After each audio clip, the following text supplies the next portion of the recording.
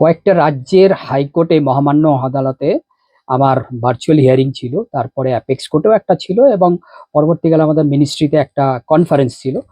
ওই ক্যাবিনেটের একটা বা মিনিস্ট্রিতে একটা খুব কনফিডেন্সিয়াল কনফারেন্স ছিল। যাই হোক, লিগালি এটার পার্টটা সেরে আপনাদের কাছে আমরা একটু বললাম। সোশ্যাল মিডিয়াতে আমি বসলাম এই কারণে, আপনারা দেখলেন আজকে চোখের জলে বিদায় নিয়েছেন আমাদের সিভিল ইঞ্জিনিয়ার একজন, হরিশ রানা, যার ইচ্ছা মৃত্যুটা আমাদের অনারেবল সুপ্রিম কোর্ট তার আদেশনামাটা দিয়েছেন, এবং বিচারক চোখের জলে এই আদেশনামাটা সই করেছেন।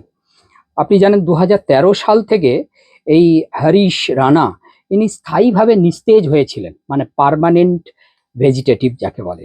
এবং সেটা সেটা ক্ষেত্রে 32 বছর এই বয়সী প্যাসিভ ইউথেনেশিয়া মানে ব্যক্তির ক্ষেত্রে এই নিষ্ক্রিয় স্বেচ্ছা মৃত্যুর অনুমতি দেওয়া হয়েছে।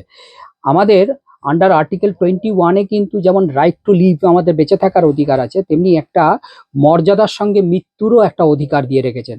এর জন্য হ্যাট মানে স্যালিউট করার মতো হচ্ছেন আমাদের কনস্টিটিউশনের রচয়িতা বি.আর. আম্বেদকর সাহেবকে। এবং বিচার বিভাগের জন্য আজকে আমাদের দেশের এত অরাজকতা বিভিন্ন রকম দিক দিয়ে হচ্ছে, কিন্তু তবুও কাঠামোটা বজায় থেকে গেছে।